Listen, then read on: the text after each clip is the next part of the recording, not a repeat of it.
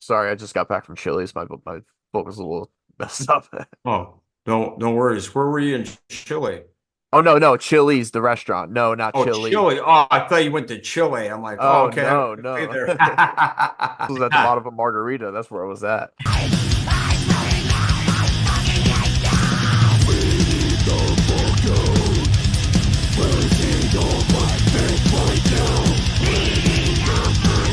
Hey, what's up, everybody? Welcome back. Today I am super privileged and honored to have with me the guitar player from Earthburner. You may know him. Is also the guitar player for Broken Hope, one of the best death metal bands of that people need to listen to more of, obviously. But today I'm here with Jeremy Wagner. Today we're going to be talking about the revitalization of Earthburner and just the whole kind of backstory of the band and going forth as a band as whole. So, Jeremy, how are you doing today, my man? I'm doing great. Thanks for Nice. having me on, Liam. How Thank are you. you today? I'm doing good. I'm doing good. I'm doing pretty good. I can't complain too much. I know we were talking a little bit before this. It was a little bit hectic with our schedules and stuff trying to make this work, but I'm glad we could Yeah. finally sit down and have this nice little chat today. So Yes. I Great. oh yeah. I want to go back and talk about the formation of Earthburn. You guys have initially formed back in 2001, but the first EP wasn't released until maybe 15 years later or so.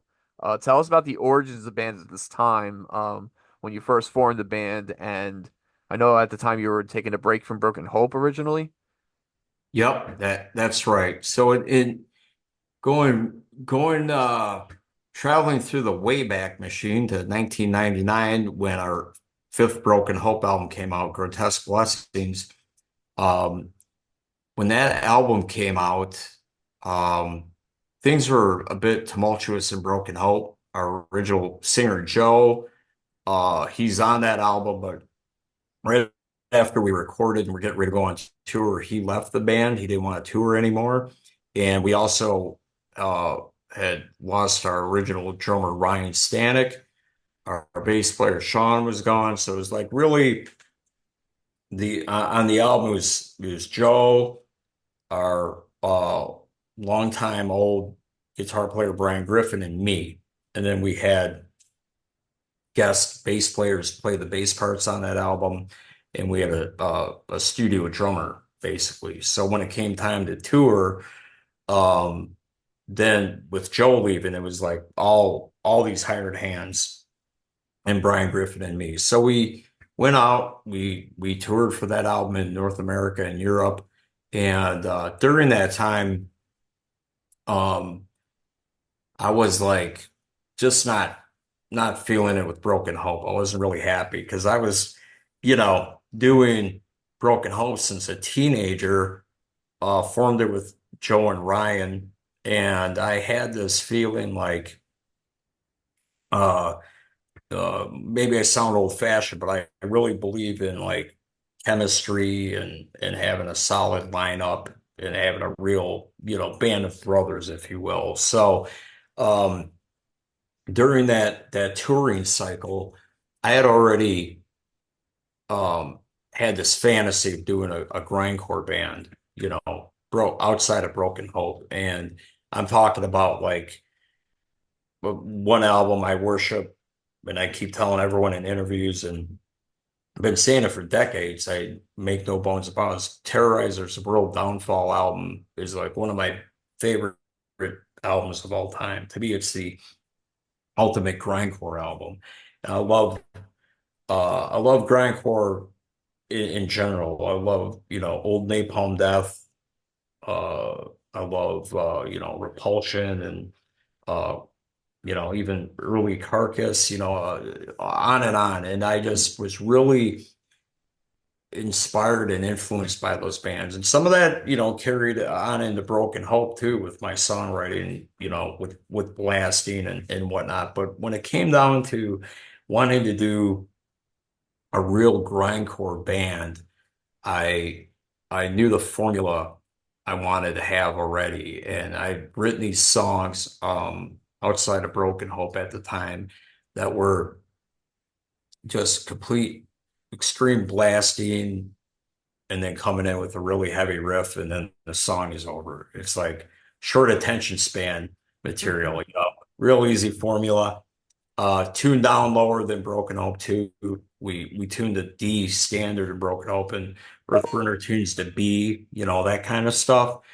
So that said, I had these ideas of doing a grindcore band, and I really liked the name Earthburner. That was the name of a song of Grotesque Blessings, the fifth Broken Hope album. I'm like, man, that would be a cool band name. So I was like, I called this grind project at the time Earthburner, and I just need to get the right guys together and make it happen. So during that time, I did an interview for this now defunct magazine called Metal Maniacs Okay. magazine back in the day. So I don't know if you ever heard of it, but it used to be on newsstands everywhere. It was a real big, popular um, metal magazine. And Metal Maniacs, in that interview, journalist had asked me, "Oh, what are you doing, outside of Broken Hope?" And I said, "Well, I'm writing books and short fiction. I'm trying to get published, and I got this project that I want to get off the ground called Earthburner." So after that was published in Metal Maniacs, my interview, people started asking me all the time, "Hey, what's up with this Earthburner band?" And I'm like, "Oh shit, it's grindcore, but I got to get it off the ground. I like need a lineup, and stuff, because at the time I'm just demoing stuff with either a drum machine or having a friend play drums and just doing stuff live in a studio, guitars and drums only. So what happened is after the touring cycles I was talking about for Grotesque Blessings, by 2002. That's where I put the brakes on Broken Hope. And when you mentioned the year 2001, I think that's actually when maybe that magazine interview came out where Earthburner was mentioned for the first time, so that technically is when the band was announced and known to the public, and I had legitimately written music for it by then too. But in 2002, due to the rotating band members in Broken Hope, I'm like, I'm not feeling it. This isn't like the Broken Hope I want. I want to There have was like, no cohesion or anything like that. yeah, right. Again, back to me wanting, chemistry amongst band members, a band of brothers. When you're in a band, um, you have multiple people and multiple different personalities, and it's not like you're gonna always get along with everyone or whatnot. But the Broken Hope lineup um in the 90s, it was always consistent, and we all had known each other since we were teenagers, and we didn't always agree on things. We butted heads just like brothers do and bandmates do, but we kept it together. So I felt by 2002, with a lot of these guys that were part of the original lineup gone, um, despite me being one of three founding members of Broken Hope, I was just like, I'm not doing this anymore until it is solid. Because when fans see the band, they're seeing a different lineup each time you come through, and um, I'm always there, but it's not like Yngwie Malmsteen or something or Joe Satriani, where the band, it's not the Jeremy Wagner band. It's like it's It's supposed to ins be Broken Hope, and these guys in the band have these roles that are important to me, and I'd like to have that as a consistent thing, because what also with consistent band members, um, your sound, is always intact too, even if mhm. you evolve, when you hear it, you know what I mean? So No, definitely. anyway, so in 2002, I when I put the brakes on Broken Hope and said I'm not doing Broken Hope anymore until basically we could get our shit together and have a real lineup. That's when I was like, okay, I'm definitely doing Earthburner now. Probably this will be my full-time focus musically. And I started writing more songs, started jamming with a couple of guys. And then over the next couple of years, what happened is like one guy I was jamming with the drummer, he moved out of state, wanted to pursue a different, like a career or something, didn't want to play in a band anymore. And tried different vocalists and stuff. And it just sort of like didn't get any traction. And then what ended up happening is I focused on my writing more and more and talk about writing novels and short Mhm. stories and stuff. And but I still wanted to do music. And then I just sort of out of nowhere, I ended up jamming with some really good friends of mine, and we made this band called Lupara. And Okay. Lupara, we did one album, and we did a music video that was on Headbangers Ball when it back in the 2000s. Headbangers Ball came back to MTV. It was hosted by Jamie Josta, and we got a lot of exposure from that. The album did well, and but Luparo just we had the album and video, we toured, and then that was kind of the end of it. You know, people just went their separate ways. It was sort of this I don't know. It's like I don't know how to explain it other than it happened, it was cool, and then it was gone. So Yeah, I see. No, I it makes sense. I yeah. I think it's And like a what do you call it? It's like you kind of have a moment where it's like you want to try a new project just to kind of say you did it. yeah, Yeah, it's right, just trying to just get some sort of, expressionism out, I guess, as an artist. I can definitely see where it's like you can't really do something with like a Broken Hope or an Earthburner, but you wanted to try to still just get it out, your creativeness as an artist, and just, right, do right. that thing. And Lupara was a really heavy band, but it was more like a real like death metal, so some elements of death metal, but more, I don't know what you call it, like groove oriented, maybe a little bit of like hardcore meets death metal kind of element, just based on like the singer's style and what we put together. It was a lot of fun to do.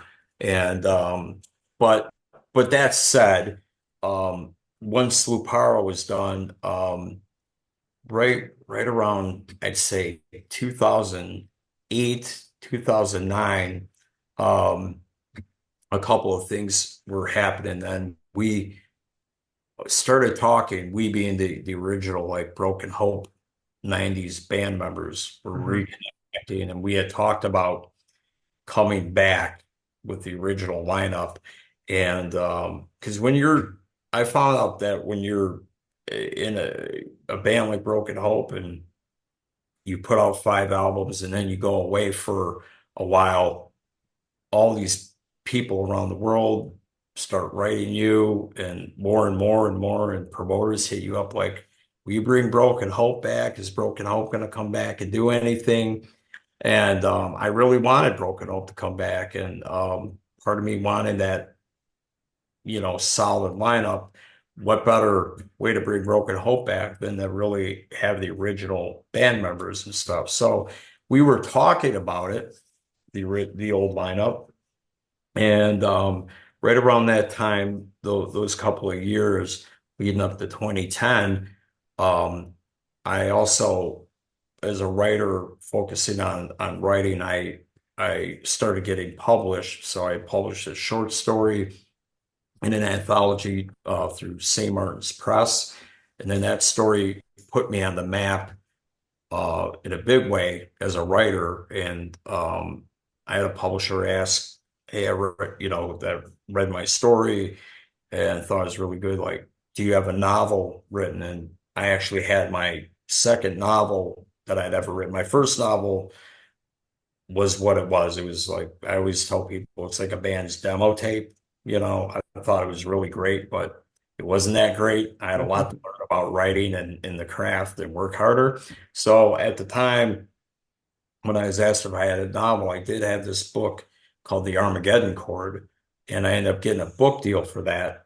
And that book came out right around 2010 or 2011. So I'm focused on writing, also interested in seeing if Broken Hope is going to come back. And at the same time, by the way, Earthburner is always on my mind. Like, I got to do this band. I was sitting on songs for years that I had written for Earthburner and I had them, on a hard drive. And, I'm like, I got to do this band. I got to do this band. Well, uh, caught some highs and some really bad lows happened. What ha So as I'm getting published and the book part of my career is taken off. Um, in 2010, our original singer Joe committed suicide for Broken Hope. So when he died, huge shock, and I'm like, all thinking, well, we're not Broken Hope ain't gonna happen because we're like that close to like maybe this will be the old lineup and all that. And with Joe gone, I'm like, I don't think that's going to happen. So, 2011 comes around, and my head is thinking this, Liam. I'm like, I'm gonna, I got a book deal for my first novel, and I was able to leave my day job, and I'm like, I'm gonna write full time, really focus on that, which I did. But I'm gonna do Earthburner for damn sure. And I got my drummer Mike Mechek, who was introduced to me by a friend. Uh, I put the word out. I'm doing this band Earthburner. It's pure grindcore or death grind, if you will. And I need a really sick drummer. Uh, if you got any recommendations, let me know. And one of my friends was like, dude, you got to hear this kid, Mike Mechek. He can play, everything from, Morbid Angel songs to Broken Hope to Terrorizer and whatnot. And Mike, when I met him, he was literally a teenager, like coming out of like senior high. And but he was what everyone said, this super sick drummer. And we immediately started getting into Earthburner. So I had all the songs that I mentioned recorded for some time, just, my own demo stuff. I said, hey, learn these songs. We'll write some new ones. So we were doing Earthburner. We got a singer and we didn't have a bass player at the time, but we had made so much progress so quickly with Mike, this singer, and me that we did a three-song EP. So in the studio, I played all the bass parts, did all the guitars, Mike on drums, this guy Ryan on vocals. This three-song EP and a music video that we financed, and we put it out independently. And uh, so Earthburners finally arrived. We actually recorded something. We even did a video. Everything's going forward. And then 2012 rolls around, and the next thing I know, I get this offer I can't refuse. It's a management company slash booking agency conglomerate that said, approached me and said, Jeremy, you got to bring Broken Hope back. You don't realize you haven't toured in years.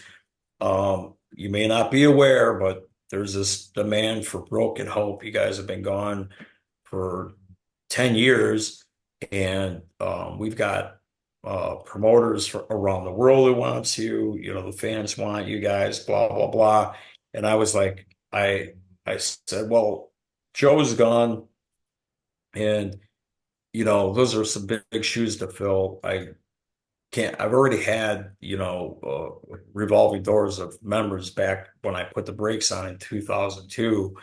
And I'm like, I want a solid lineup and I need someone that can sing those gutturals like Joe did. And I want people that can actually play their instruments, play these all the Broken Hope catalog, be professional, on and on. So if you can help me with that, to I'm telling this to this company, this management booking agency company, then I'm into it. So I already had Mike, my drummer from Earthburner. We'd always play Broken Hope songs together just for fun. So I knew he could play Broken Hope songs like nothing.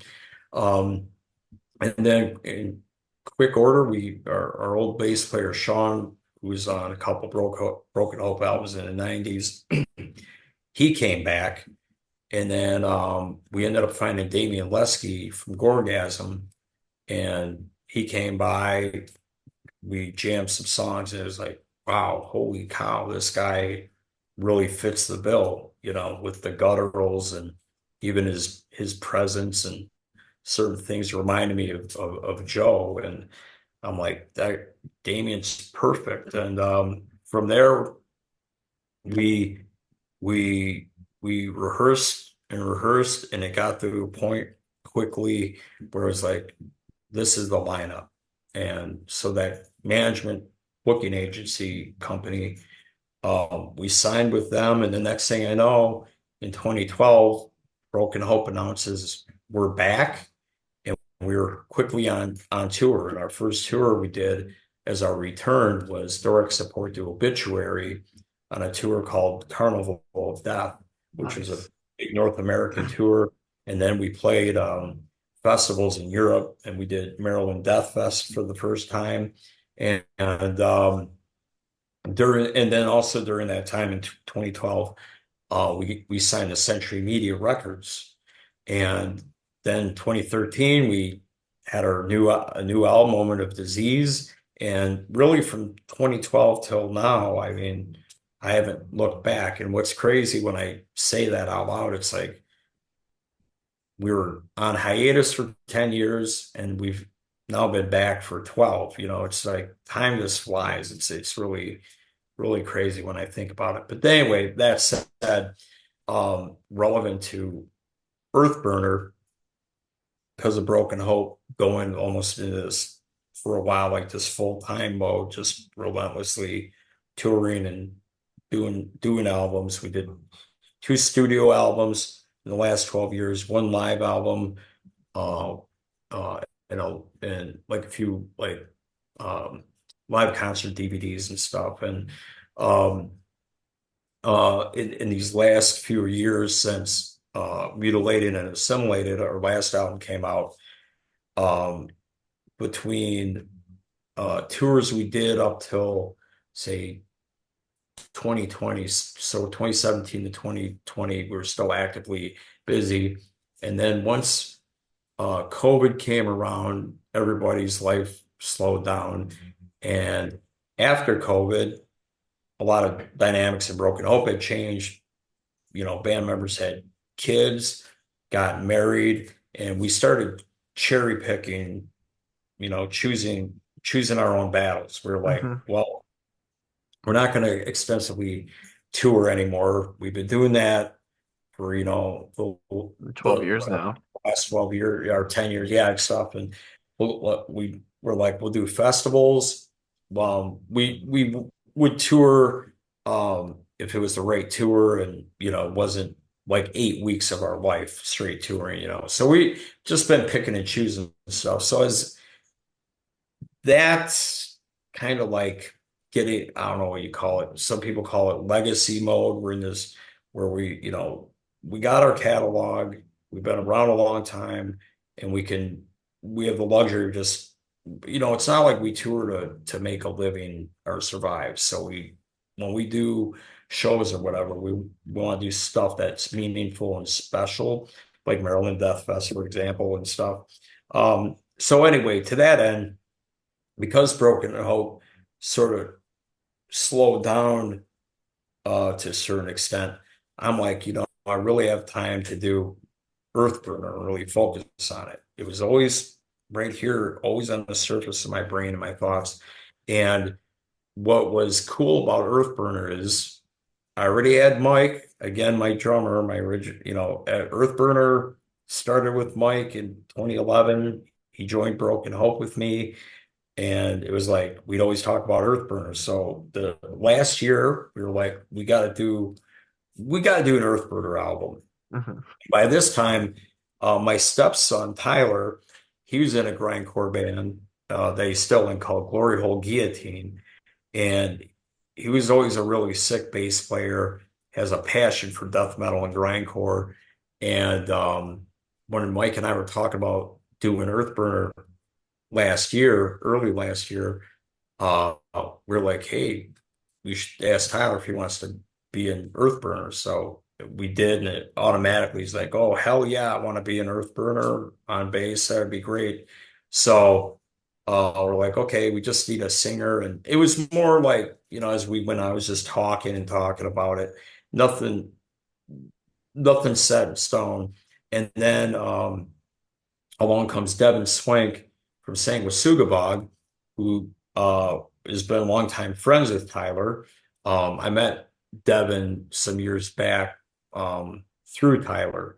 And in fact, first time I heard of Sanguisugabog or 200 Stab Wounds and other bands were because Tyler's like on top of everything with extreme metal, death metal, grindcore, punk, hardcore, you name it. He's like got his finger on the pulse of it. So he's always turning me on to bands I never heard of. And he's like, one day he's like, Devin from Sanguisugabog hit me up and he goes, hey, is your dad doing anything with Earthburner? Because I love that EP that they did back in 2011 and wondered if he was ever going to do anything else with it. And Tyler goes, well, it's funny you meant bring it up because we were just talking about bringing Earthburner back with, this is Tyler telling Devin with me, Tyler on bass, Mike on drums, and Jeremy, of course, on guitar. We just need a singer. And Devin's like, I'd love to do it. So as soon as I heard that, that really is what lit a fire under my ass. I was like, I got a dream lineup. Uh, and there's no excuse. I could do this now, and I swear, within a week, I talked to Devin on the phone. I said, "You really want to do this? You're in?" He's like, "Yeah." I'm like, "I'm gonna book studio time. We're gonna record all these songs I've got, and then we'll tackle the vocals, when you're ready." Because he was on tour or something at the time. Plus, he had to write all the lyrics and stuff. So we went in the studio within a week or so, got all the music done, and then last summer, 2023, Devin had all his lyrics written, knocked them out. We brought him to a studio in Chicago. We recorded the music in Florida at Criteria Studios in Miami. Brought Devin in to Chicago to do the vocals, and then we also had some guest vocals. Like we have Ross Dolan of Immolation on a song called Necrodesiac. We've got this buddy of mine, Jake Cannavale from a grind band called Vixen Maw out of Brooklyn. He did guest vocals on the song Positive Outlook, which is Yeah. a cover of a COC song. And then I had asked Mitch Harris, who's a really old friend of mine, like, I always love your high pitch backup vocals in Napalm Death. Would you want to contribute to a song? And Mitch was like, yeah, send me the music, and if you have any lyrics or whatever, you can share. I'll figure something out. So by that time, Devin had lyrics and sent Mitch the music, and then so when we recorded Devin in Chicago to track the album vocals, we brought Mitch in at the same time, and Mitch is like, I'm like, what song are you gonna sing on? He's like, I got ideas for every song. And I was just like, dude, sing on every song then. And that's what happened. So like Mitch became this honorary member of the band because he's on every single song. And it really made the dynamic of Earthburner really interesting with, Devin's gutturals and his style and Mitch's, these higher pitched screaming things. Really, it just worked out beautifully, magically, and it all happened really really quick. So we had the album done last year, and all self-financed. And basically, when that was album was recorded, mixed, and mastered and ready to go, then I started shopping it around the labels. That's how we found our home at M3 Audio, our record label. And now I'm doing this interview on October 10th. So we're less than a month away from the official Earthburner album finally. Permanent Dawn's the name of the album. It's finally coming out. And I'm really excited. November 8th it comes out. So, but Nice. that's the long-winded history of the Earthburner origins, from where we got the name, why Earthburner was created, and all the starts and stops, and finally getting here. And like I say in interviews and to people, I chalk it up that, things happen for a reason. It was meant to be, that Earthburner didn't happen in 2002. It was meant to happen now with this lineup, and for me, it's a dream lineup. I just love the guys. They're the best at their game, professional. It's fun, and we all love grindcore and old school death metal, and yeah, just it's great, bro. It just is like, for me, it's like uh, a dream come true of sorts. Yeah, finally being able to see this like dream child that you've had on the back burner for at this point Yeah, almost 20 years now, longer than that, honestly. Like it yeah, finally feels really just kind of like a sense of like catharticism, I guess, of like just being able to finally yeah. bring it out to the world. Yeah, But you like, said it perfectly, man. Very cathartic. yeah, Absolutely. Yeah, that's a part of it for sure. Yeah. absolutely, man. I'm really glad that people. I can't wait for everybody to hear this album, dude. It's so good. It's definitely just it's definitely well worth the wait, I think. Definitely. Yeah. Thank you. Yeah, I think so. Think so too. Like I said, things happen for a reason, and the lineup, the way the album turned out, and just everything. It was just like the stars aligned, man. The stars aligned, and it was meant to be. It was meant to be now. So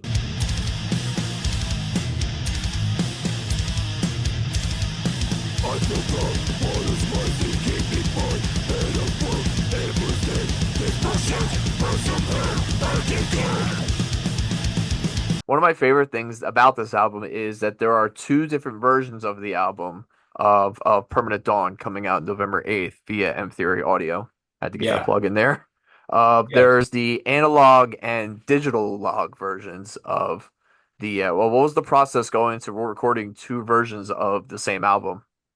So that was another cool thing that just fell into our laps. When we were mixing Permanent Dawn at Criteria Recording Studios in Miami, um, the day we started mixing, um, the general manager, vice president guy, Trevor of Criteria, he's like, we have all these vintage analog tape machines in this one part of our facility, and you could actually mix the album down to tape, you know?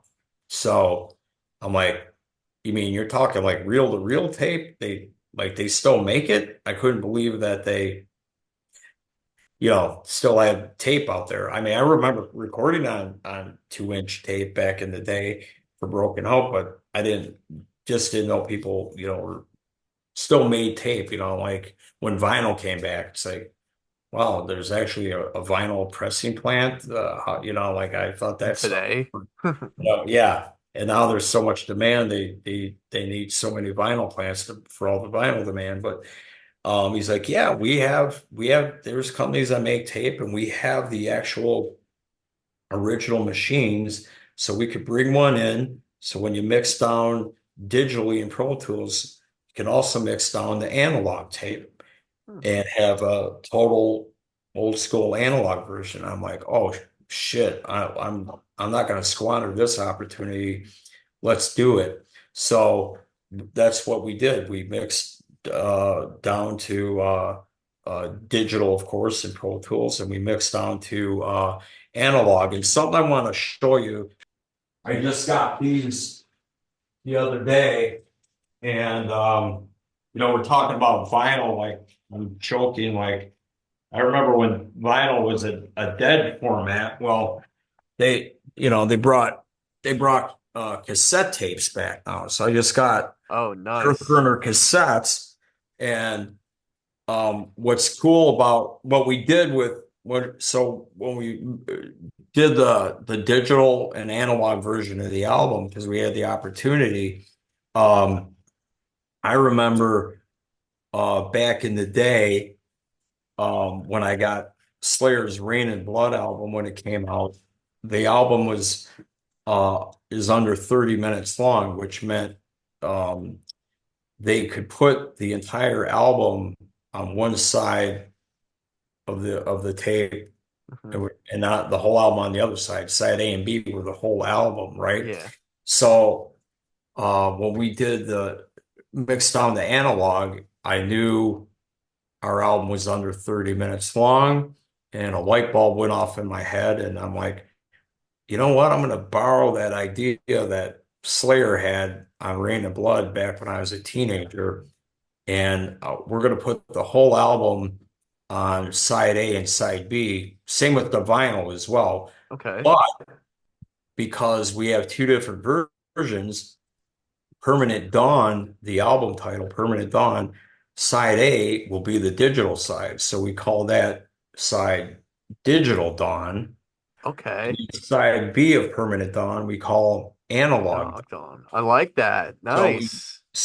it's not just you get, it's the whole album on each side, but you actually get both versions of the mix. So the digital mix for most people, by the way, here's the J card for everyone checking out Oh yeah. Got the all the boys Pistons in old there. school. And they only made like 100 of these, I think. They're really super limited. So they're available at M30 Audio's website. I think it's like m-theoryaudio.com/store. And I think you can pre-order the sets. So Nice. I got one. And anyway, people that have from the studio engineers to people at the label, people who've streamed the album or both versions. The the feedback I get is people are like, the digital version, like the CD is all digital, when Hmm. you get that. The digital version of Permanent Dawn is razor sharp, absolutely ferocious, will cleave your head off. The analog version is absolutely also savage. It's obviously the same songs and music, but because of that analog mix, some people feel that it's got this real warmth to it and a real punchiness to it. So there's some distinct things that stick out sonically to the ears with Hmm. each one. And I just think it's great to give uh, uh, our fans, anyone that picks up the vinyl and the tape, you're going to get, something really special, I on, like that. on side A and B, So yeah, and again, it just fell in our lap, right place, right time. And, my buddy Trevor from Criteria going, hey, you could mix down the analog while you're here and like, shit, let's take advantage of it. So pretty cool. Yeah. Nice. I love it also because like we said earlier, this is like an older project that you had, and I like that with being able to have both the analog and digital versions, you could kind of hear how it would have sounded in that recording studio back in the day using analog if that would have if broke if Earthburner were to come out back then as well. Kind of like how especially with those songs being written so long ago too. It's kind of Yeah, like a time vault sort of thing. It's just like a piece of time you could kind of go back to and listen to. I just did an interview uh, earlier today, and the guy asked me, you were sitting on these songs for a long time. Did you feel you had to, do anything to tweak them and bring them up to speed, like with contemporary wise? I'm like, no, no, because extreme metal, it just it's not like it's out of fashion. If anything, it's more popular than ever, and it's not like it doesn't sound Earthburner's music doesn't sound like dated or anything, if you will. It's just what I wrote then stands the test of time now. I mean, It's I remember timeless. reading interviews with Jeff Hanneman of Slayer back in the day where, he had riffs that he had sat on for literally 20 years. I distinctly remember he mentioned I had this riff 20 years ago, but it was all about finding the right album and the right time to do it. Same with like Off Rain and Blood, Altar of Sacrifice. That's one of my favorite Slayer songs. And the story behind that song was that was a song they had written years before. It was called Ice Titan, maybe even around Show No Mercy, and it didn't make it on like Hell Awaits or anything. They just had it around, and then Rain and Blood came around and like, we've been sitting on this really sick song and we should use it now. And they ended up calling it Altar of Sacrifice and, you know, put it on there. So there's like Ended up being one of the best songs on the time could album. go on. You could put songs in a vault and pull them out and they'll still be super ferocious and lethal, So it's just it's all really, really cool. But I am really grateful that uh I was able, like you said, it's cathartic to finally record those songs. In some way it's like when I get an idea for a book or a short story, like I can't stop thinking about it and I gotta write it. It's like a form of self-exorcism. I want to get this out, and have people read it, check it out. It's the same with the Earthburner material. Like I had these songs, these riffs, and it's like I want to get this stuff recorded and out there. So to finally do it, it's like, man, it's just, yeah, it's like wow, this feels good. It's all that, man. It's great. That's great, dude. I'm really proud of it, man. Um, Thank you. there's only been maybe a handful of live shows for since Earthburner's return with Yeah. Tyler, yourself, and Devin. How's the reception been live from the crowd? And do you have any personal songs that you prefer to play live off of this new album? Yeah. I can tell you that we've done two shows to date. Our first show we did God, I think it was almost a year ago. I think it was in November or December of last year. I think maybe we had a single out or it was coming out. So basically, when we did that show, no, it was on a festival, and people knew about Earthburner because we had announced um, when we signed the M Theory Audio, and then we announced the album and cover reveal and album title. So there was an awareness of Earthburner, but I'm not sure if we had a single out at that time or not. But with that, it's like people at that fest, they by no means knew all the Earthburner songs whatsoever, but the response was fantastic. It was really, really good. And then we did a show 2 months ago. Let's see, no, maybe it was last month. I'm really bad with time, man. I can't remember shit, but I think it was last month. Pretty sure. I'm pretty sure it was last month. It was called Heavy Hell Festival. It was in Indianapolis. Okay. And we did that one. It was like the band Coven, Internal Bleeding, that uh Kurt current version of the band Pungent Stench, bunch of bands. And by then we've had like three singles out, and we've had uh, videos that went with each single all over the place. So people were definitely getting a taste of Earthburner, and were familiar with at least three songs. And when we played that fest, the response was really, really good. Um, so two things I can tell you what about shows, and then what I love to play live, what they asked about. So we've got a show November 2nd in Chicago at a thing called Heavy Chicago. That's another festival. So Okay. we're playing that show November 2nd, and that'll be 6 days before the album comes out. But at that show, we're actually whoever goes to that show can actually get CDs, vinyl, and cassettes Nice. uh, uh, in advance at the show. The record label's like, we're going to give you all this product, and you can actually sell it 6 days before it comes out to whoever shows up. I'm like, wow, people love that. Nice. Yeah. Like a kind of like an unofficial album release sort of event. Yeah, yeah. Actually, it is. Yeah, that's how I look at it. Yeah, yeah. Nice. So we got that, and then we've got. I think we're playing December 7th. It's going to be the Decibel Metal and Beer Festival in Denver, Colorado, and Okay. that's got a really killer lineup, and we're really looking forward to that one. So that's what we've got booked right now. To date, close out the year.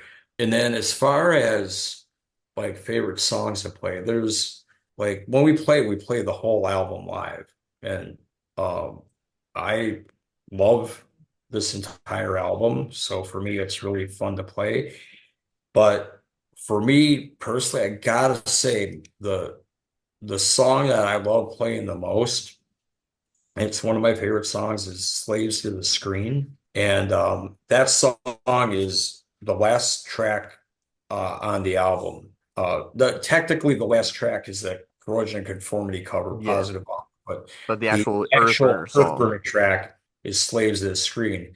And when we play live, we always play that song last as well.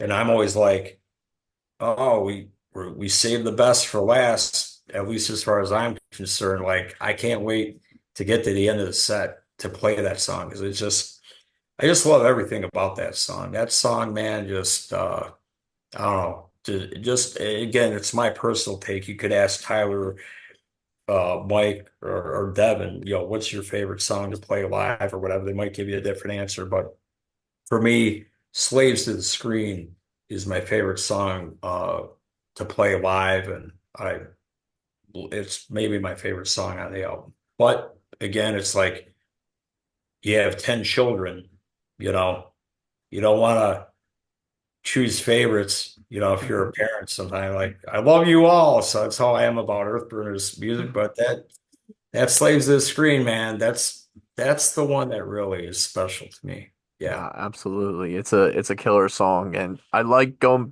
back to what we were mentioning earlier about just kind of metal kind of being timeless, especially the extreme metal. Yeah. A lot of these songs were written back in the 90s or late 90s, early 2000s, and you could definitely see how timeless they are, especially with nowadays with modern technology, AI, and all that type of stuff. Just Right. kind of just all around in the world. And I mean, we're talking halfway across the country right now via screens right now. So like Yeah. it's just really kind of cool to see how just how really timeless these, songs can be, especially with just the themes of just things that have happened over the last 20 to 25 years. Yeah. The mind me asking, how old are you? I'm gonna be 28 next month. So Okay, 27, 28. so you're in there with like kind of like my rest of my bandmates. So like I make these jokes like I'm old man Wagner, old school death metal guy who's 54, and then Mike, Tyler, and Devin are like, I don't know, I think 29, Like in uh their late 20s, early 30s. 30 and 31, something like that. And they like our drummer Mike, sometimes he likes to bust my balls. So he'll be like, "Oh, it, like I never feel old," but he'll be like, "Oh, you feeling old?" I'm like, "No, why? Why do you ask?" He's like, "Oh, just a reminder, I was born 3 months after your Swamp and Gore, the first Broken Hope album came out, shit like that." But when you talk about the last 25 years of music, it's like I've seen like back to the 90s, people, journalists, and there seemed to be this thought of, people like think grunge, killed metal or something. It's Hmm. like I never thought grunge killed metal. I think metal was always as popular. It was always popular. There were still bands touring. It's not like the whole music industry came to a halt and metal died or death metal or anything. You know what I mean? Like No, grunge. definitely. But it just but went under and just went more underground. right, yeah. And now in the last 25 years, as you mentioned, this last quarter century, it's like um new generations of metal fans are came come into the world. They listen to their parents' albums. Like when I was a kid, I grew up listening to my parents' records, and this is in line with like even when Broken Hope plays shows in 2024. I meet old school or longtime Broken Hope fans, and they got their kids at the shows.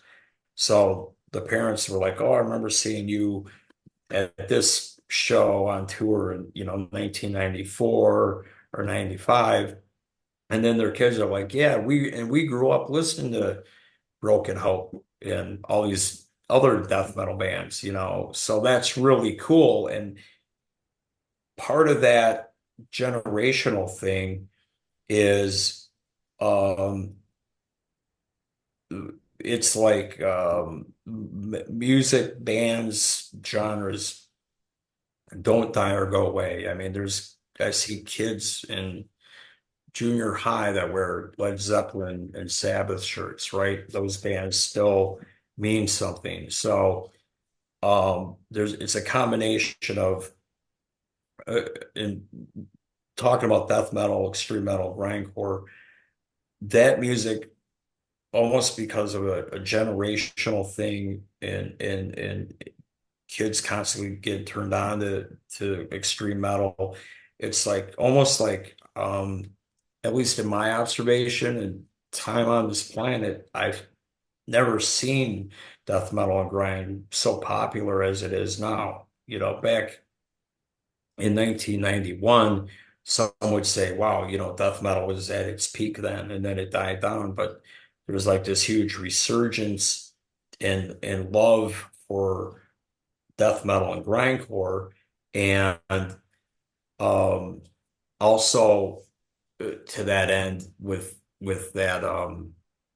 that younger people embracing OSDM, for example, or grindcore. There's call it nostalgia, or they want stuff that they didn't have back in the day. That's why I think things like cassette tapes and vinyl made a comeback is kids, they weren't people, record labels weren't making these products, right, for a long time. Right. But there's a demand for them, so now they're back. And that's the same with um bands. People like we'd like when Broken Oak was on hiatus, you guys should can you reform because there's a real demand. Pe People either it's two things. People that grew up with these things in these bands, they when they're gone, they miss them. But then there's like younger generations who didn't grow up with those bands, maybe grew up listening to them, but didn't see them on tour and didn't get to go to a record store and buy a vinyl record or a tape. There's an element of people wanting what they never had but have heard about, if you will. So that's why I think metal. in general, in death metal and grindcore and all these things related to it are just hella popular now. It's just really amazing to see, and it's like um it's almost like it's not a popularity contest. It's like sincere, like This is this a music won't genuine ever go away appreciation. and it'll always be here and there's massive love and support and people embracing it. It's awesome, to be here in Absolutely. 2024 after being around a long time. Forming this band when I was a teenager in 1988, or Broken Hope rather in Yeah, yeah. 1988, but you know what I mean, yeah. So Just being yeah, around and just having not only your legacy through Broken Hope, where like you were saying, like people were going to Broken Hope shows, bringing their kids to Broken Hope shows, and now you could kind of introduce that and be like, oh, okay, I like Broken Hope, and then we'll see what else Jeremy Wagner's doing. Oh, he has a new band. Oh, it's got Devin Swank from Sanguisugabogg in it, and Mitch Harris, who's done stuff with Napalm Death, right. and I love it, man. I also like that Yeah, to go back what you were saying about with grunge saying that they kind of killed off metal. I really think that metal also at that time too, it went underground, but also like over the past years, it's really evolved like past it, adding in little different elements of like either grindcore or underground black metal elements or symphonic elements or just going in different directions to where metal never really went away. It just kind of evolved with the times, and that's how metal kind of right. expanded on besides including extreme metal, death metal, grindcore, hardcore, all that stuff. Kind of just Yeah. going beyond that. It's kind of insane, really, to think Yeah. about. Yeah.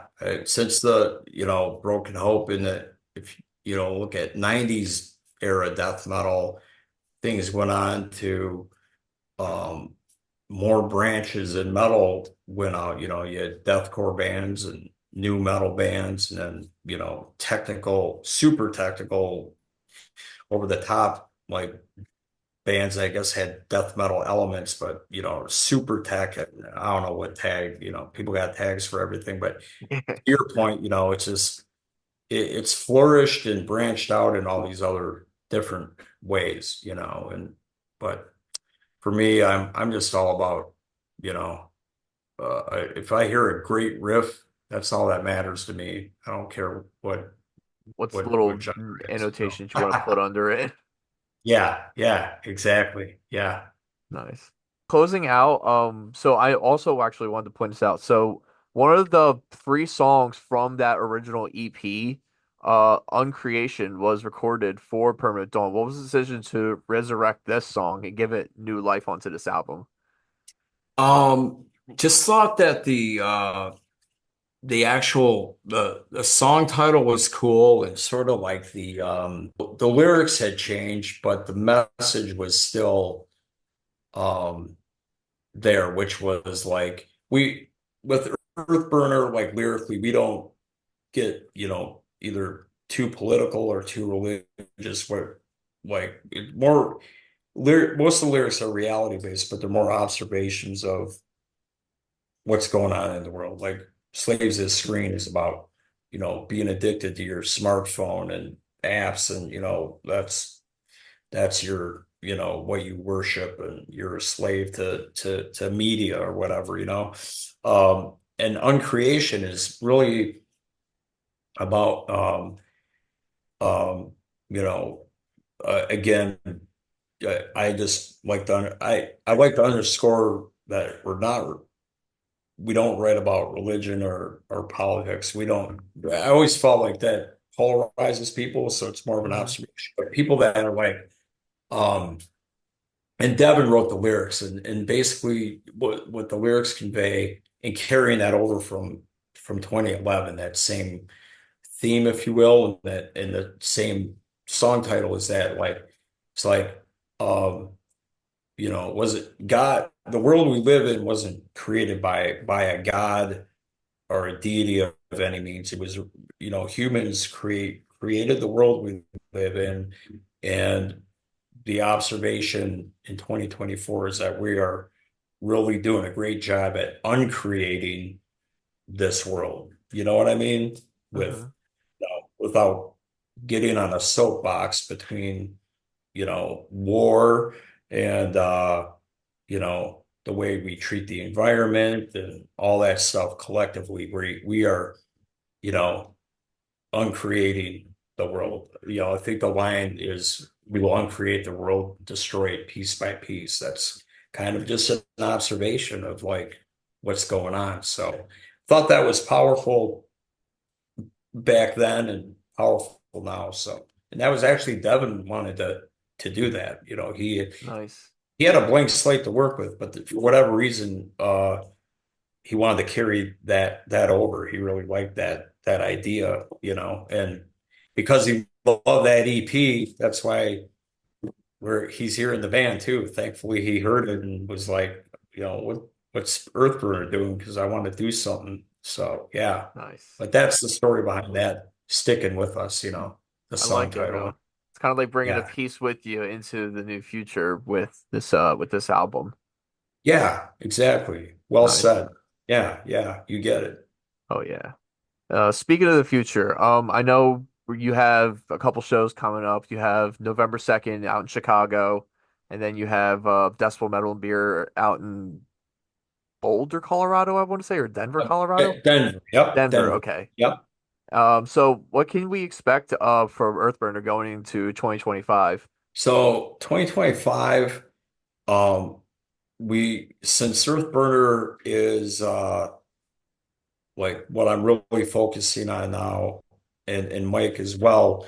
You know how earlier in the interview I had said how things have been slowing down with Broken Hope, and Hmm.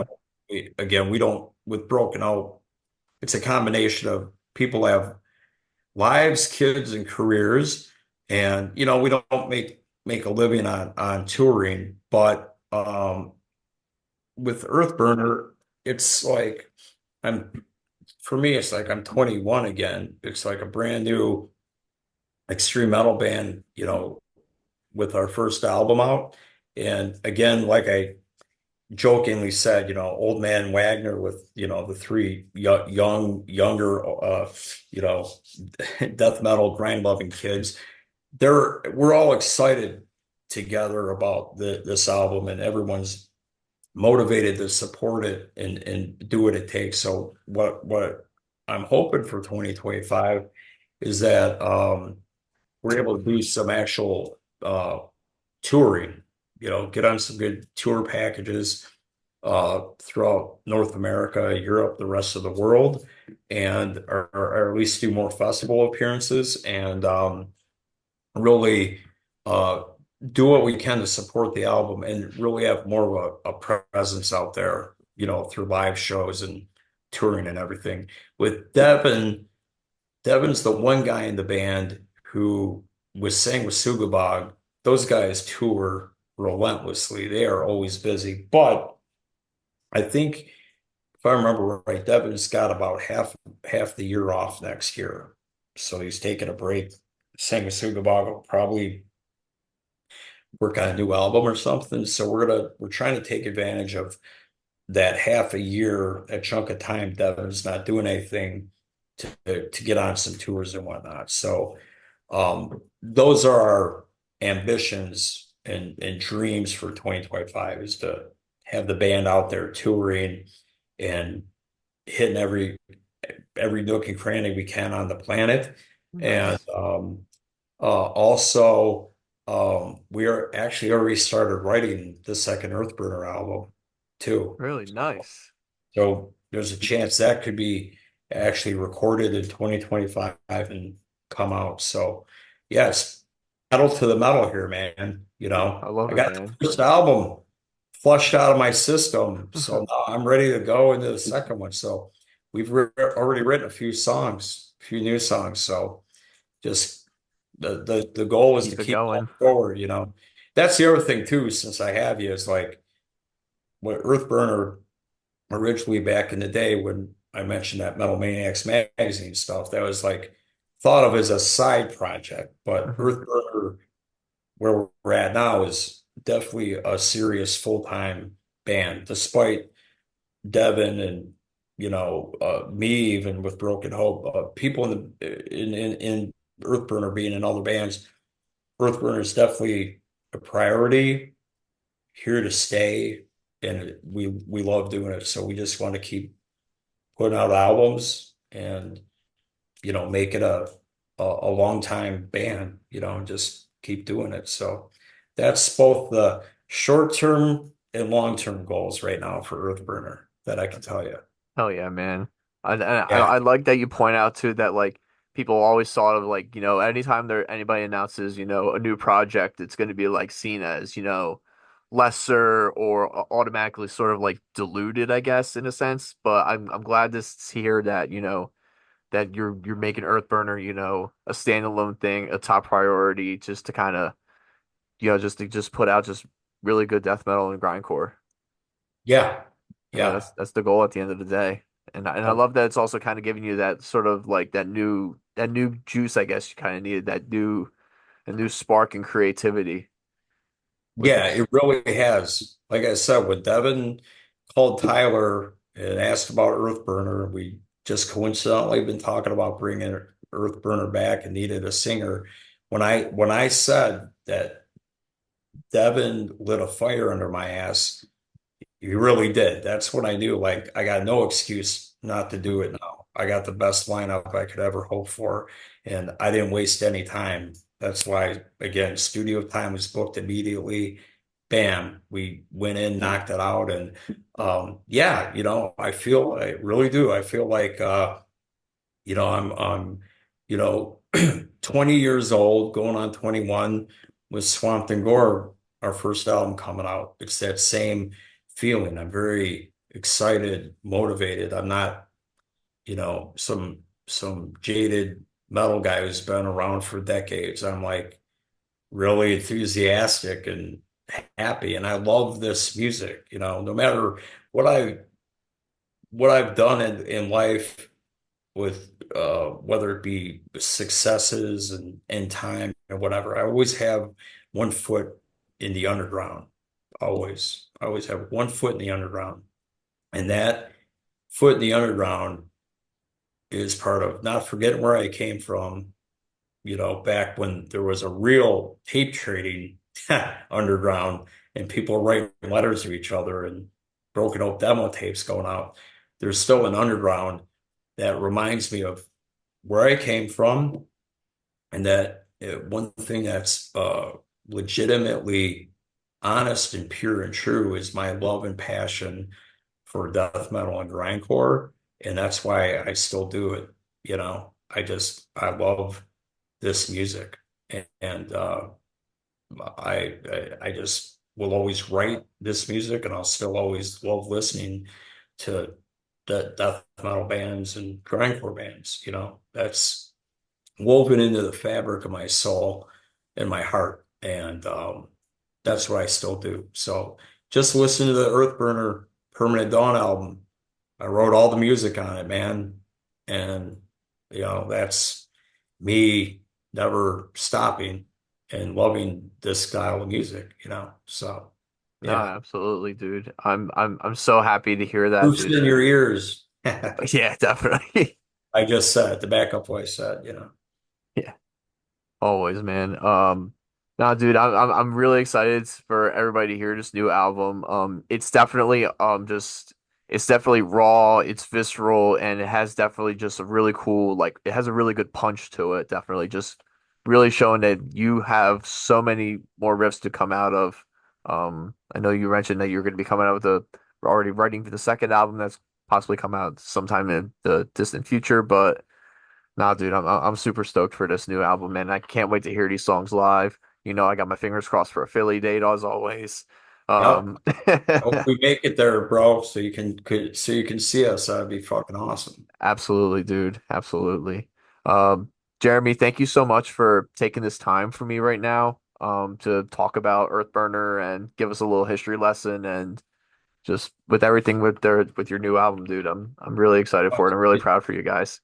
Well, thanks, man. I really appreciate the kind words, the support. Like I told you when I first signed on, and started talking to you before this interview got rolling, I'd seen your reaction video to that Broken Head single, and I was just like, wow, look at this guy. He's really getting into it. I loved it. I shared that with everyone in the band and our publicist and the record label and stuff, and that was really great. So I love what you do too, and you have a really cool last name Hell as yeah, well. man. You know that.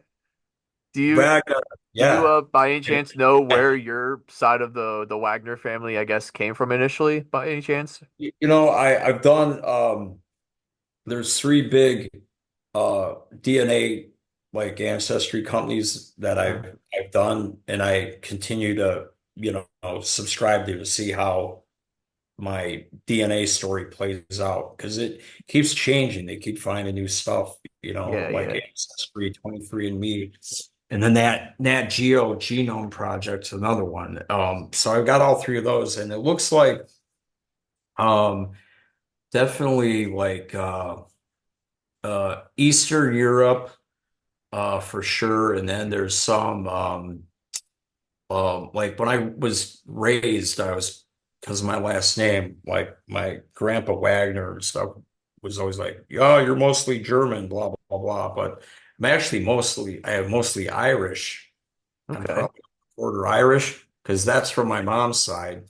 But the Wagner name is like part of it. I think some Wagners or Wagners, as they say, were like Hamburg, Germany.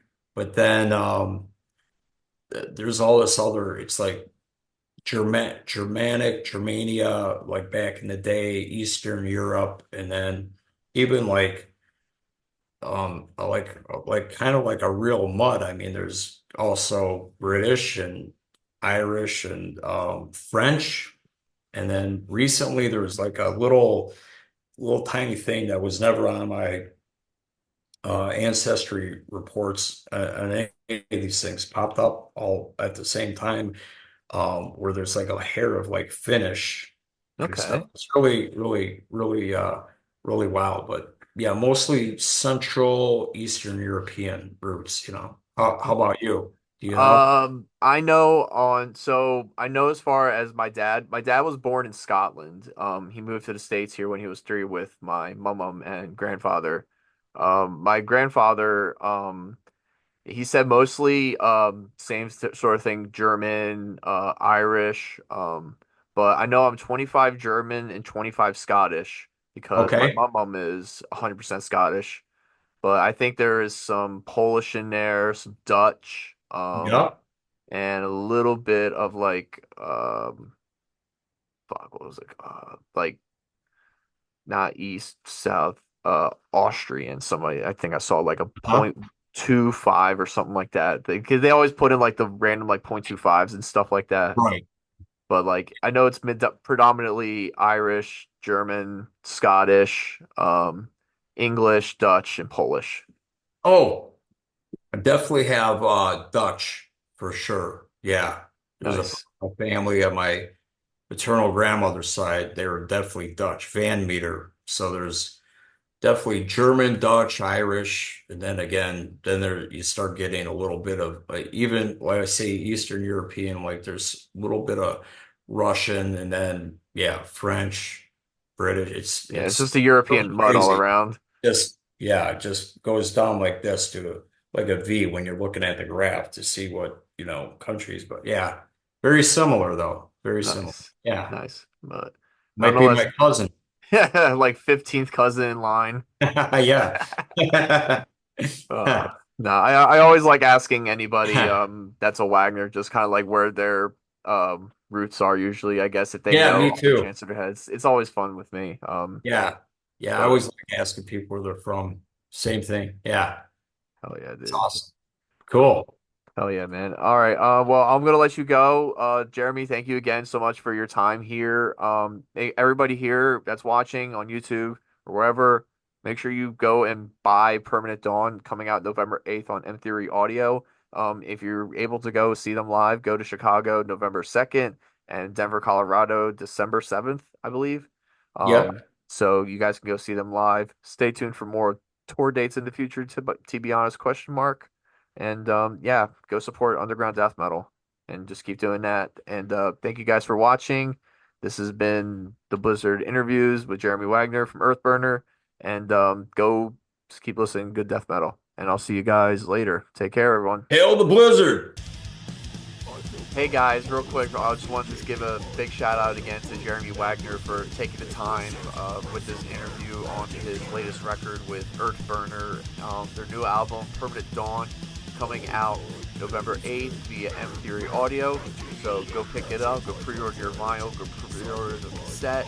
If you're in the Chicago and or Denver areas, go check them out at Heavy Chicago 2 on November 2nd, as well as December 7th in Denver, Colorado at the Decibel Metal Beer Fest. So go do all that stuff, and thank you guys again for watching this. Make sure you like, share, comment, subscribe, all that good stuff. Let me know down below what you guys thought of this interview, and I hope to guys see you soon.